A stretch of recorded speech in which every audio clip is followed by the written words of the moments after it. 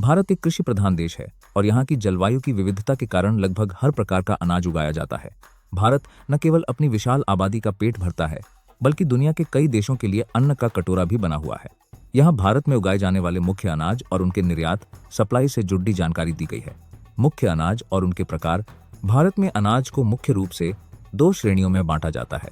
प्रमुख अनाज चावल, धान और गेहूं। मोटा अनाज मिलेट्स, बाजरा, ज्वार, रागी और मक्का। निर्यात किए जाने वाले प्रमुख अनाज और गंतव्य देश अनाज का नाम किन देशों को सप्लाई निर्यात होता है? चावल basmati Saudi Arab, Iran, UAE, Iraq, America और यूरोपीय देश। चावल गैर बासमती नेपाल, बेनिन, बांग्लादेश, अफ्रीका के कई देश और वियतनाम। गेहूं बांग्लादेश, नेपाल, श्रीलंका, यूएई और यमन। पिछले कुछ वर्षों में इसकी मांग काफी बढ़ी है।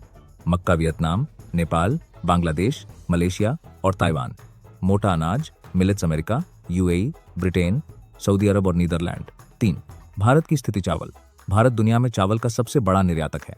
वैश्विक चावल व्यापार में भारत की हिस्सेदारी लगभग 40% है। गेहूं। चीन के बाद भारत दुनिया का दूसरा सबसे बड़ा गेहूं उत्पादक है। मोटा अनाज मिलेट्स। भारत दुनिया का सबसे बड़ा मिलेट्स उत्पादक है। भारत सरकार इसे श्री अन्न के रूप में प्रमोट कर रही है ताकि वैश्विक स्तर पर इसकी सप्लाई बढ़ सके। कुछ खास बातें। नोट: भारत की निर्यात नीति अक्सर घरेलू जरूरतों और सुरक्षा को ध्यान में रखकर बदलती रहती है। कभी कभी सरकार देश में कीमतों को नियंत्रित करने के लिए गेहूं या टूटे चावल के निर्यात पर प्रतिबंध भी लगाती है।